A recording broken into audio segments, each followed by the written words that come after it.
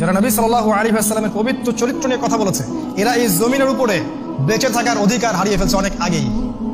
যতদিন বেঁচে থাকবে এরা আল্লাহর দয়া মায়া মার্সিতে বেঁচে আছে, বাঁচার অধিকার তাদের নাই। যারা এদেরকে বাঁচিয়ে রাখতে চাচ্ছে, আল্লাহ পাক এদেরকেও গজব দিয়ে ধ্বংস করবে ইনশাআল্লাহ। এটাই বাস্তব, এটাই হবে ইনশাআল্লাহ। কাউকে কিচ্ছু করতে হবে না। আল্লাহর মায়ের, কঠিন মায়ের, এমন ভাবে আল্লাহ মায়ের দিবেন যে মায়ের হবে, শব্দ হবে না। মুসলিমরা কিছু করবেই না, কারণ আমরা তো এখন করার কোনো ক্ষমতা রাখি না। কিছুই করতে হবে না, দেখবেন আল্লাহ তো দেখছেন, আল্লাহ দেখছেন। সবচেয়ে শ্রেষ্ঠ ব্যক্তিত্ব, সবচেয়ে সেরা মানুষ, যে মানুষটা আমাকে আপনাকে ছাড়া জান্নাতে যাবেন না, যে মানুষটা হায়াজে কাউসারে আপনার আমার জন্য দাঁড়িয়ে থাকবেন, যে মানুষটার চেহারা দেখিয়ে আমাকে প্রশ্ন করা হবে, আপনাকে প্রশ্ন করা হবে, এই ব্যক্তি কে, যাকে তোমাদের কাছে পাঠানো হয়েছিল। এই মানুষটাকে দেধারসে মানুষ গালি দিয়ে গেল, অপমান করে গেল, তার স্ত্রীদের সম্পর্কে কটূক্তি করলো। আমরা যারা কটূক্তি করছে ওদেরকে পেট্রোনাইজ করলাম। কি ভাবছি আমরা আল্লাহর গজব থেকে মুক্তি পাবো? লা আল্লাহ কাল্লা আল্লাহ, কখনো নয়। আল্লাহ পাক এমন ভাবে ধরবেন যে সমূলে উৎপাটিত হয়ে যাবে ইনশাআল্লাহ। কিছু করতে হবে না, আল্লাহর গজবের অপেক্ষা করতে থাকে, কিছু করতে হবে না, বসে থাকে, দেখেন কি হয়। আর অবশ্যই এদের বিরুদ্ধে যারা দাঁড়িয়েছে, এরা উম্মাহ আসবে। এরা একটা জিনিসই চায়, তারা চায় বিশ্ব শাসন করতে এবং বিশ্বের আনাচে কানাচে যেখানে মুসলিমরা আছে এদেরকে সবাইকে নির্মম ভাবে হত্যা করতে। আর আপনারা ঘুমাতে থাকেন, তারা আপনার বাসাতেও আসবে। ঘুমান, তারা আপনার বাসাতেও আসবে, কথাটা মনে রাখবেন।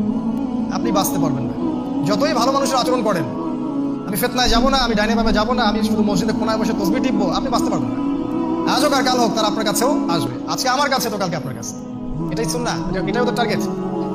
এই বিষয় বলতে আমাদের ভয় পাওয়া উচিত না। যারা এদের বিরুদ্ধে দাঁড়িয়েছে কথায় কলমে কাজে, এরা এই উম্মার বর্তমান সময়ের বীর সেনানী। আমরা দোয়া করি আল্লাহ পাক এদেরকে জান্নাতুল ফিরদৌস দান।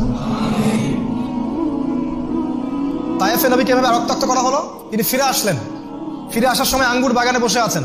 আল্লাহর রাসূলের কাছে ফেরেশতা আসতেন, জিবরাইল এবং মালাকুল জাবাল, পাহাড় পর্বতের ফেরেশতা। নবীজিকে জিজ্ঞেস করা হচ্ছে, আপনি কি চান আমরা তায়েফবাসীকে পিষে ফেলি? তারা তো আপনার দাওয়াত কবুল করলো না, আপনাকে অপমান করেছে, আপনাকে লাঞ্ছিত করেছে, আপনাকে রক্তাক্ত করেছে। আমাদের রাহমাতুল লিল আলামিন নবী সাল্লাল্লাহু আলাইহি ওয়াসাল্লাম বললেন যে আমি এটা চাই না, বাল আরজু, বরং আমি চাই আইয়ুখরিজাল্লাহু মিন আসলাবিহিম কওমুন আল্লাযীনা ইয়া'বুদুনাল্লাহ লা ইউশরিকুনা বিহি শাইআ। তিনি বললেন যে আমি বরং চাই এমন একটা কওম আল্লাহ পাক তৈরি করুক ওই তায়েফবাসীদের ঔরস থেকে, যারা আল্লাহর ইবাদত করবে তার সাথে কাউকে শরীক করবে না। এই হচ্ছে আমাদের নবী সাল্লাল্লাহু আলাইহি ওয়াসাল্লাম, যার চরিত্র নিয়ে তোমরা কথা বলো। আর আপনারা আবু হুরায়রা রাদিয়াল্লাহু আনহু নাম শুনছেন না? এই আবু হুরায়রা রাদিয়াল্লাহু আনহু কিন্তু ওই তায়েফবাসীদেরই একজন, তাদের বংশেরই একজন। ওই দিন যদি নবী দোয়া করতেন, বদদোয়া, আর তায়েফবাসীকে পিষে ফেলতেন, তাহলে আপনি আজকে আবু হুরায়রাকে পেতেন না।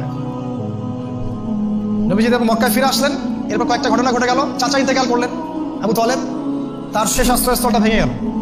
আবু তালেব তাকে এত সাপোর্ট করেছেন যেটা কল্পনার বাইরে। তারপরেও আমাদের নবীজিকে বলা হয়েছে আবু তালেবকে জাহান্নামে পাঠানো হবে, তার পায়ের নিচে এক জোড়া আগুনের জুতা রাখা হবে, এই জুতাতেই তার মাথার মগজ টকবক করে ফুটতে থাকবে। আল্লাহুম্মা আজিরনা মিনান নার। কাকে? আবু তালেব, যে নবী সাল্লাল্লাহু আলাইহি ওয়াসাল্লামকে খাইয়েছেন, পড়িয়েছেন, ভরণ পোষণ দিয়েছেন, মক্কায় সাপোর্ট দিয়েছেন। পুরো সমাজের মানুষ একদিকে, আবু তালেব একদিকে। সেই আবু তালেব লা ইলাহা ইল্লাল্লাহ কালিমা না পড়ার কারণে এই অবস্থা হয়েছে। এই হলো অবস্থা। তাকে সবচেয়ে কম শাস্তি দেওয়া হবে জাহান্নামে, এটাই হচ্ছে সবচেয়ে কম শাস্তি। এরপর তার স্ত্রী খাদিজা রাদিয়াল্লাহু আনহা, তিনি ইন্তেকাল করলেন। ওয়াহনুন আলা ওয়াহন, বলা হয় আমুল হুজন, এটা হচ্ছে কষ্টের বছর, কষ্টের উপর কষ্ট। তায়েফবাসী কথা শুনলো না, চাচা ইন্তেকাল করছেন, স্ত্রী মারা যাচ্ছেন।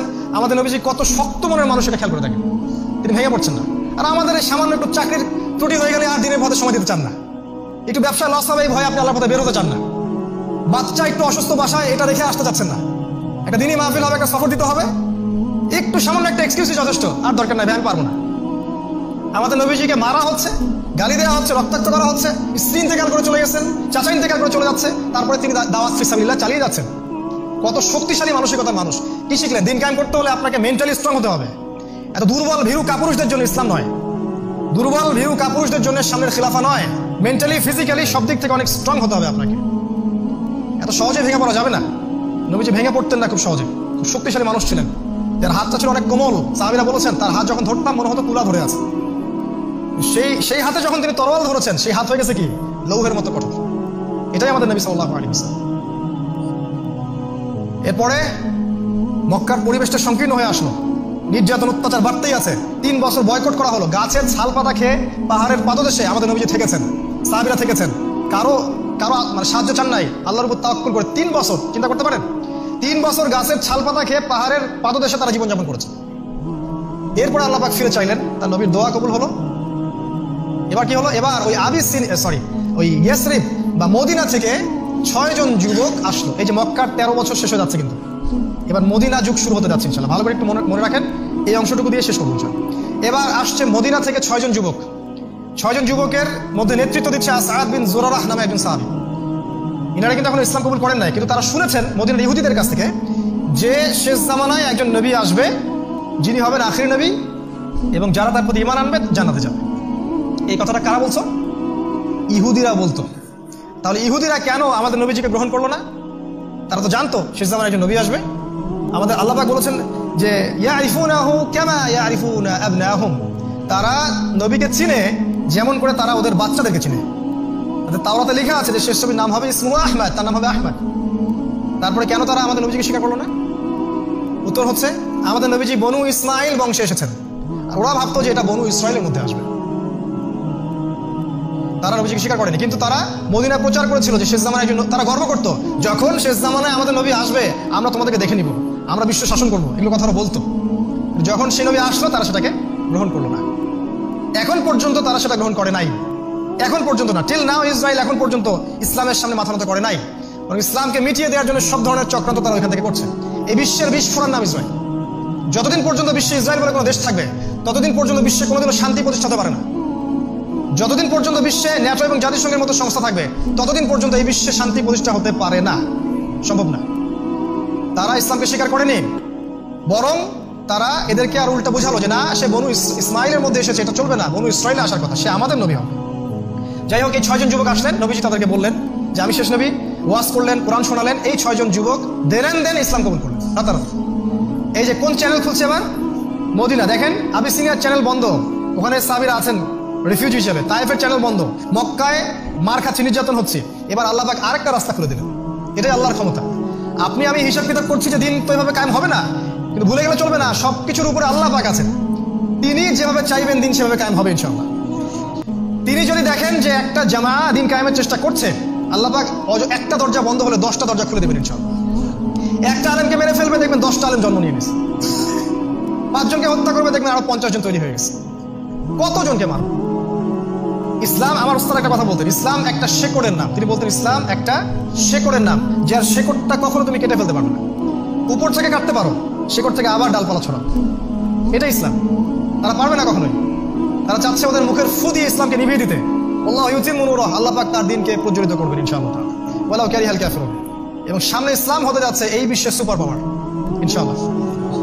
আমাদের নবীজি বলেছেন একটা কাঁচা বাড়ি, একটা পাকা বাড়ি বাদ থাকবে না যেখানে ইসলামের কালিমা প্রবেশ করবে না। জিজিয়া দিয়ে হোক, ইসলামের খেলাফার আন্ডারে হোক, সবাইকে থাকতে হবে। তখন চুরি করলে আমরা চোরের হাত কেটে ফেলবো, তখন ধর্ষণ করলে আমরা ওকে মৃত্যুদণ্ড দিব, কেসাস করলে আমরা ওকেও কেসাস করবো। কেউ যদি ডাকাতি করে আমরা ডান বাম কেটে ফেলবো, জিনা করলে বেত্রাঘাত করবো, সবই করবো ইনশাল্লাহ আমরা সামনের দিনগুলো ইসলামের জন্য। ইসলাম হবে সামনে সুপার পাওয়ার ইনশাল্লাহ। কে করবে? জাতিসংঘ, ইমামুল মাহদী। অপেক্ষা করুক তারা। আল্লাহ রাসূল বলেছেন তিনি আসবেন, আমি শুধু সেটাই বলছি। কবে আসবেন, কিভাবে আসবেন, কখন আসবেন আল্লাহ ভালো জানেন, কিন্তু আল্লাহ বলেছেন, তার রাসূল বলেছেন আসবেন। তার সাথে থাকবেন ঈসা আলাইহিস সালাম। তারা ওই জেরুজালেমকে মুক্ত করবেন এই ইসরায়েলের হাত থেকে। সেখান থেকে সারা বিশ্বে ইসলামী খেলাফত তারা কায়েম করবেন ইনশাআল্লাহ। এটা লিখিত হয়ে গেছে, লাওহে মাহফুজে লেখা হয়ে গেছে। আপনি হতাশায় ভুগিয়েন না, হীনমন্যতায় ভুগিয়েন না। মদিনার চ্যানেল খুললো, আল্লাহ পাক চাইলে একটা দরজা বন্ধ হলে আরো 10টা চ্যানেল খুলতে পারেন। এর পরের বছর এই 6 জন দাওয়াতি কাজ করে আরো 12 জনকে নিয়ে আসে। এবার এই 12 জনের সাথে নবীজি একজন সাহাবীকে পাঠিয়ে দেন, তার নাম মুসআব বিন উমাইর রাদিয়াল্লাহু আনহু, ইসলামের ইতিহাসের প্রথম দায়ী। তিনি যান, গিয়ে মদিনায় দাওয়াতি কাজ করতে থাকেন। মুসআব বিন উমাইর রাদিয়াল্লাহু আনহু দাওয়াতি কাজে মদিনায় প্রচুর মানুষ ইসলাম কবুল করতে থাকে, প্রায় 75 জনের মতো। পরের বছর 75 জন মানুষ নবীজির কাছে আসেন, ইসলাম কবুল করেন। এই যে মদিনার একটা বড় অংশের মানুষ ইসলাম কবুল করলো। ইসলাম কবুল করার সময় তারা বলছিলেন যে কোনো শর্ত আছে কি ইয়া রাসূলুল্লাহ? নবীজি বললেন হ্যাঁ, তোমাদেরকে 6টা শর্ত দিব। একটা হচ্ছে তোমরা আল্লাহর সাথে শিরক করবে না, 2 নাম্বার তোমরা সৎ কাজের আদেশ করবে, 3 নাম্বার অসৎ কাজে নিষেধ করবে, হক কথা বলতে নিন্দুকের নিন্দার পরোয়া করবে না, এবং তোমরা একে অপরকে গীবত তহমত অপবাদ দিবে না। আরেকটা বিষয় বলেছেন, যখন আমি তোমাদের কাছে হিজরত করে যাব তখন তোমরা আমাকে এমনভাবে নিরাপত্তা দিবে যেমন করে তোমরা তোমাদের স্ত্রী সন্তানদেরকে নিরাপত্তা দিয়ে থাকো। এগুলো কি পারবে? তারা বলল রাসূলুল্লাহ, ইয়া রাসূলুল্লাহ, আমরা যদি এগুলো করি তাহলে আমরা কি পাবো? নবীজি বলেন আল জান্নাহ, তোমরা জান্নাত পাবে। এই সময় আয়াত নাযিল হয় সূরা তাওবা আয়াত নম্বর 111, ইন্নাল্লাহা আশতারা মিনাল মুমিনিনা আনফুসাহুম ওয়া আমওয়ালাহুম বিআন্না লাহুমুল জান্নাহ। নিশ্চয় আল্লাহ পাক মুমিনদের জানমাল কিনে নিয়েছেন, মুমিনদের জানমাল আল্লাহ কিনে নিয়েছেন কিসের বিনিময়ে? জান্নাতের বিনিময়ে। এই হচ্ছে তখন আয়াত নাযিল হলো। এবার নবী সাল্লাল্লাহু আলাইহি ওয়াসাল্লাম হিজরত করলেন কোথায়? ওই মদিনায়। ওখানে গিয়ে তিনি হলেন মদিনার রাষ্ট্রপ্রধান, মদিনার সনদ কায়েম করলেন, সাহাবায়ে কেরামের মধ্যে ভ্রাতৃত্বের বন্ধন সৃষ্টি করলেন, সেখানে সামরিক প্রশিক্ষণের ব্যবস্থা করলেন, সেখানে অর্থনীতি সমৃদ্ধ করার চেষ্টা করলেন এবং একটা ইউনাইটেড ইসলামিক জামা ক্রিয়েট করলেন এবং সেখানে আমরা কিন্তু রাষ্ট্র পেলাম। এটা হচ্ছে প্রথম ইসলামিক রাষ্ট্র। ইসলামিক রাষ্ট্র প্রথমটা মক্কা নয়, ইসলামিক রাষ্ট্র কিন্তু মদিনা। কোথায় হয়েছে? মক্কায় না মদিনায়? মদিনা কি মাতৃভূমি না পরের ভূমি? তাই মাতৃভূমি নিয়ে এত টেনশন কেন আপনার? যে বাংলাদেশে কায়েম না হলে আর কায়েমই হবে না? আল্লাহ চাইলে ইসলাম কায়েম করতে পারেন আফগানিস্তানে, আল্লাহ চাইলে ইসলাম কায়েম করতে পারেন পাকিস্তানে, সিরিয়ায়, ইয়েমেনে, আফ্রিকায়। আল্লাহ জানেন ভালো। এই সম্ভাবনা কম।